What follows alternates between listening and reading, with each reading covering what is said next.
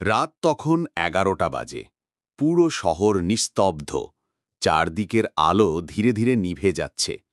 রিয়া তার ঘরে বসে মোবাইল হাতে নিয়ে অস্থির হয়ে আছে। সারা দিন ধরে সে তার সেরা বন্ধু অর্ণবকে ফোন করেছে, কিন্তু কোনো উত্তর মেলেনি। ১১টা বাজে। কোথায় গেলি তুই? শহর কিছুই জানাস না। চারদিকের আলো ধীরে ধীরে নিভে যাচ্ছে। বারবার নিজের মনে বলছিল তার ঘরে বসে মোবাইল হাতে নিয়ে সবসময় ফোন ধরতো, এমনকি ভোরবেলাতেও যদি কল দিত রিয়া সেরা বন্ধু। আজকে এই নীরবতা অস্বাভাবিক লাগছিল। কোনো উত্তর মেলেনি। ঘড়ির কাঁটা 11:45 দেখাচ্ছে। কিছুই জানাস না। শেষবারের মতো কল দিল রিয়া। কল গেলেও কেউ ধরল বলছিল রিয়া। হঠাৎ ঠিক রাত 12টা বাজতেই কল কানেক্ট হলো। ভোরবেলাতেও যদি কল দিত রিয়া, গলাটা শুকিয়ে যাচ্ছিল। এই নীরবতা অস্বাভাবিক লাগছিল। তুই কোথায়? কাটা আমি 11:45 দেখাচ্ছে।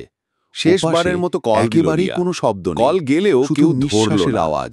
হঠাৎ ঠিক রাত 12টা বাজতেই কল কানেক্ট হলো। কথা বল। রিয়া চোখ মুছে নিল। ভয় পাচ্ছি। গলাটা শুকিয়ে যাচ্ছিল। কিছুক্ষণ চুপ থেকে ভাঙা কণ্ঠে অর্ণব বলল, আমি সারাদিন তোকে খুঁজছি, কারো ফোন ধরতে পারবো না। একেবারেই কোনো শব্দ লাইন হঠাৎ কেটে গেল। নিঃশ্বাসের আওয়াজ। রিয়া স্তব্ধ হয়ে বসে রইল।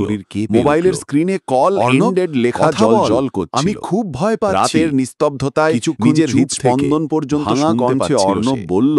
ভোর হলে রিয়া ছুটে গেল অর্ণবের বাড়িতে, কিন্তু দরজার সামনে ভিড়, লোকজনের কান্না গেল। সাদা কাপড়ে ঢাকা হয়ে বসে রইল।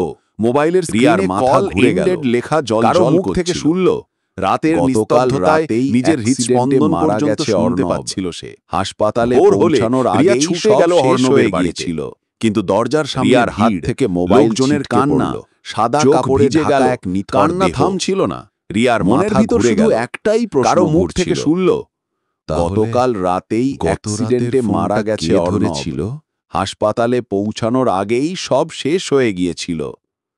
রিয়ার হাত থেকে মোবাইল ছিটকে পড়ল, চোখ ভিজে গেল, কান্না থামছিল না। মনের ভিতর শুধু একটাই প্রশ্ন ঘুরছিল, তাহলে গত রাতের ফোনটা কে ধরেছিল? আরও ভৌতিক কাহিনী শুনতে সাবস্ক্রাইব করুন অলৌকিক রহস্য।